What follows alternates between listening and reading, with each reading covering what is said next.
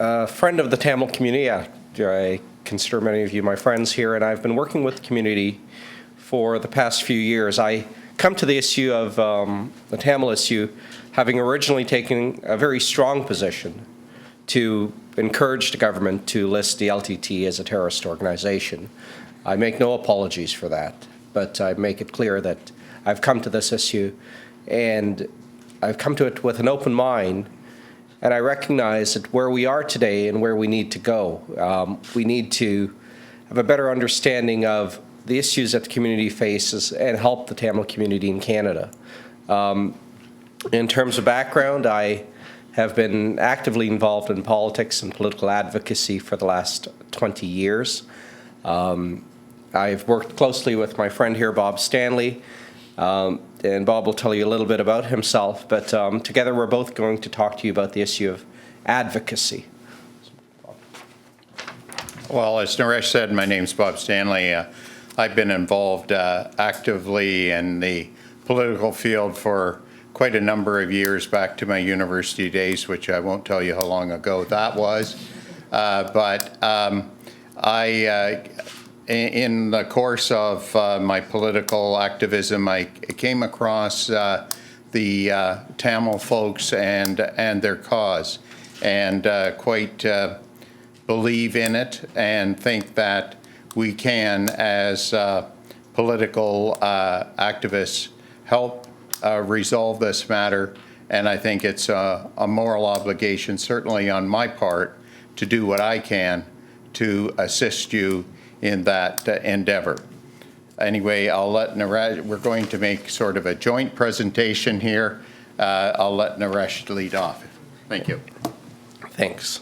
Bob and I would like to discuss with you, members of the Tamil community, the issue of advocacy and strategies for effective communication with the government. First, we've heard a great deal about advocacy. However, very few Tamil organizations in Canada are approaching issue advocacy on a methodological and strategic basis. To be successful as Canadians working within a civil society organizational framework, you must understand the various needs of your community and look to ways of achieving success. What are the various types of advocacy? There are a few types of advocacy. First, there's a process of instrumental advocacy. Whether or not it achieves well-defined goals of policy change, encourages the growth of civic norms of trust, reciprocity, inclusion, tolerance, as people learn to work together to achieve a common objective. For a community such as Canadian Tamils, instrumental advocacy is required to build community organizations, community centers, community support structures. In my time within the Canadian Tamil community, I found that these structures are very poor, weak, or lacking, and these are things we have to look at building. It is sorely lacking and should be the focus of organizational entrepreneurs. Those are young people like yourself who seek to establish organizations, whether it's CHRV or many other organizations that can be built. Or organizational entrepreneurs should go out and establish new organizations to support the needs of your community. The more organizations that are built, the better it will be for your community. The process was started a few years ago to build a Tamil community recreation center in Toronto, but it was abandoned. Young entrepreneurs like yourself, organizational entrepreneurs, should take up the torch and look to building a Tamil community center in areas with large population. It's, again, an opportunity to bring the community together, to foster inclusion and tolerance, and to work towards common objectives with people. Another type of advocacy is transformational advocacy.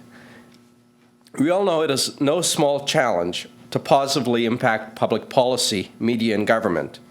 I say positively because certain actions can lead to a long-lasting negative reaction for those you are seeking to influence, even though they may prove to gain valuable media attention. Transformational advocacy is the ability of the marginalized and disadvantaged, the powerless or poor majority, to challenge a status quo by gaining a sense of their own power, including the capacity to define and prioritize their problems, then acting to address and resolve them. It is in the exercise of civic rights, duties, and community obligations that people are transformed from private individuals to public citizens. Empowered citizens are best placed to define what issues get placed on the public agenda and are likely to be the most committed advocates for their own as well as larger societal interest. A transformational strategy component that does not have a specific objective of winning tangible results for those most concerned is just as likely to lead to frustration and cynicism as it is empowerment. To effectively establish a transformational advocacy strategy, it is important to strengthen civic society and social capital. How do you do that? If we want civic society organizations capable of undertaking effective advocacy, then ensuring they are specialized civil society organizations like CHRV to undertake such functions is necessary. We also need groups that will be addressing a wide range of capacity building needs, including those related to advocacy, conducting research and formulating policy independent of the state and market, developing and promoting voluntary adherence to sector-wide standards or codes of conducts, protecting and promoting the rights of the sector, and seeking new and innovative sources of civil society organizational financing. Financing will be vital in building permanent civil society organizations and professional staff and budgets. And I say this because in the Tamil community, especially across Canada, we have not professionalized any advocacy. You've got groups and individuals that are trying to help, but it needs to be much more professional, much more structured. And until you make it structured, your opportunities for success will be weaker. CHRV is a good start, but you have to keep building on that and keep ensuring that the financing is there to make these organizations permanent. Effective advocacy or achieving a well-defined policy outcome is most likely to occur with an autonomous and strong civil society that has a permanent institutional capability to A, access the political arena where public policy and decision-making are taking place, articulate and press for desired policy change and reform vis-a-vis concerned public decision makers, ensure that decisions once made are then implemented, continually monitor policy implementation, and where necessary, reformulate policies that no longer serve their initial purpose. This is called a developmental objective because achieving capacity at both the levels of civil society and individual civil society organizations in these areas take place incrementally over time. Again, the need for permanent organization is underlined there. As an operational matter, advocacy is the process by which a concerned group applies a well-understood set of skills, techniques, and tactics to influence the decision of those in power to determine a desired policy outcome. As such, policy advocacy is a neutral concept, a tool, or an instrument. It is a means to a policy end, regardless of the nature of that policy, and it is a group that infuses the policy with its own values, vision, and goal. There should be no mistaking the fact that effective advocacy, or the ability to achieve desired reforms and policy outcomes, is a complex process requiring an ability to analyze the larger policy environment, fashion a corresponding operational strategy or issues campaign, then mobilizing the resources, example, human, financial, material, informational, to make things happen. I'll turn it over to Bob, who will talk a little bit more practically about what we can be doing. Thank you. I'm going to delete this. Okay, so practically what can be done with this issue? And there are three things that need to be done in stages.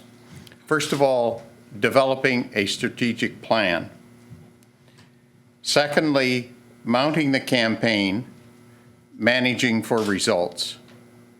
And thirdly, evaluation and reformulation as necessary. Now, I'm not going to go into the details of that. Naresh has outlined theoretically the various issues surrounding advocacy.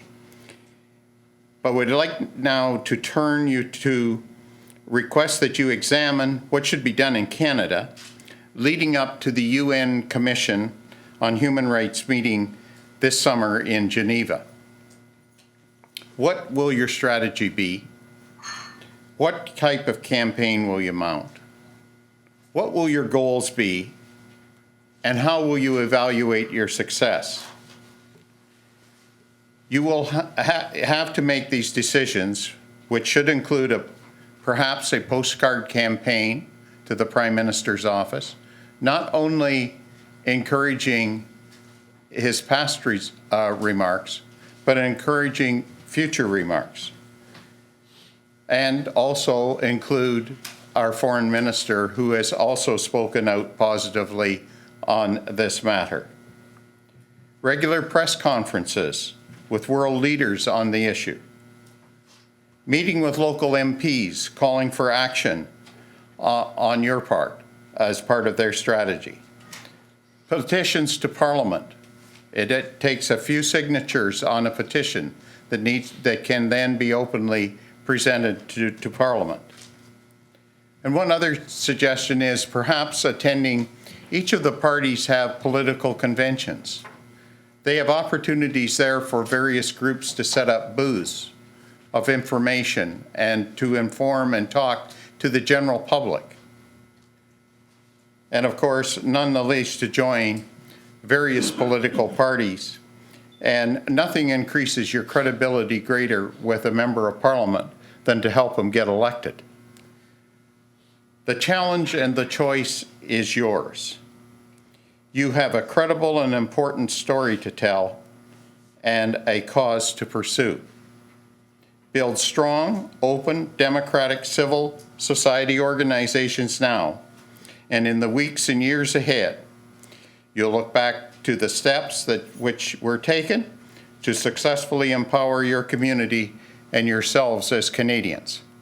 Now, we're going to be around and we'd be pleased to answer any questions, but that's basically our presentation in regard to the advocacy portion of where we think that you should be directing your efforts. Thank you very much. Thank you.